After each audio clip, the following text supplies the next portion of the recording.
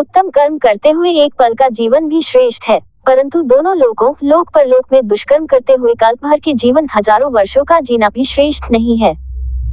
बीते हुए का शोक नहीं करना चाहिए और भविष्य में जो कुछ होने वाला है उसकी चिंता नहीं करनी चाहिए। आए हुए समय को देखकर ही विद्वान लोग किसी कार्य में लगते हैं।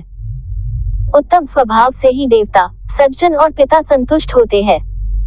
बंधु बांधव खान पान से और श्रेष्ठ वार्तालाप से पंडित अर्थात विद्वान प्रसन्न होते हैं। मनुष्य को अपने मृदुल स्वभाव को बनाए रखना चाहिए। आहो, आश्चर्य है कि बड़ों के स्वभाव विचित्र होते हैं। वे लक्ष्मी को तृण के समान समझते हैं और उसके प्राप्त होने पर उसके भार से और भी अधिक नम्र हो जाते हैं। जिसे किसी से लगाव है वह उतना ही भयभीत होता है। लगाव दुख का कारण है, दुखों की जड़ लगाव है। अतः लगाव को छोड़कर सुख से रहना सीखो। भविष्य में आने वाली संभावित विपत्ति और वर्तमान में उपस्थित विपत्ति पर जो तत्काल विचार करके उसका समाधान खोज लेते हैं वे सदा सुखी रहते हैं। इसके अलावा जो ऐसा सोचते रहते हैं कि ये होगा, वैसा होगा तथा जो होगा देखा जाएगा और कुछ उपाय नहीं करते, वे शीघ्र ही नष्ट हो जाते हैं। जैसा राजा होता है उसकी प्रजा भी वैसी ही होती है। धर्मात्मा राजा के राज्य की प्रजा धर्मात्मा, पापी के राज्य की पापी और मध्यम वर्गीय राजा के राज्य की प्रजा मध्यम अर्थात राजा का अनुसरण करने वाली होती है। धर्म से विमुख व्यक्ति जीवित भी मृतक के समान है, परंतु धर्म का आचरण करने वाला व्यक्ति चिरंजीवी होता है। धर्म, धन, काम, मोक्ष इनमें से जिसने एक को भी नहीं पाया उसका जीवन व्यर्थ है।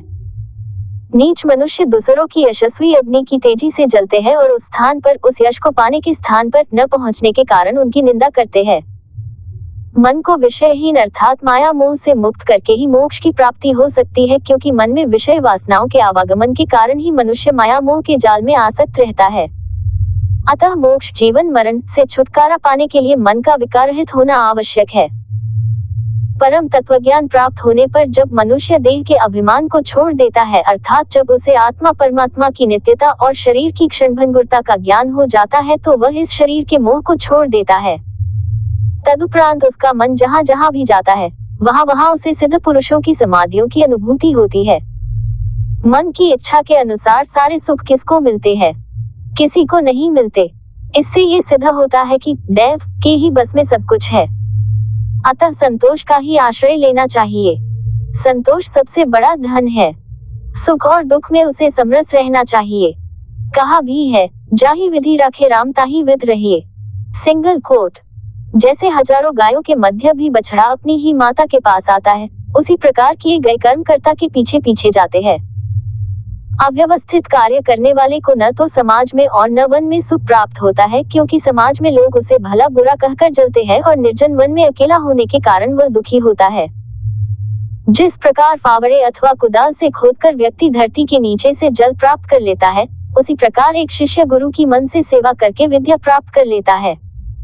फल कर्म के अधीन है, बुद्धि कर्म के अनुसार होती है। तब भी बुद्धिमान लोग और महान लोग सोच विचार करके ही कोई कार्य करते हैं। अपनी स्त्री, भोजन और धन इन तीनों में संतोष करना चाहिए और विद्या पढ़ने, जप करने और दान देने इन तीनों में संतोष नहीं करना चाहिए। जिस गुरु ने एक भी अक्षर पढ़ाया हो, उस गुरु को जो प्रणाम नहीं करता अर्थात उसका सम्मान नहीं करता, ऐसा व्यक्ति कुत्ते की सैकड़ों योनियों को भुगतने के उपरांत चांडाल योनि में जन्म लेता है।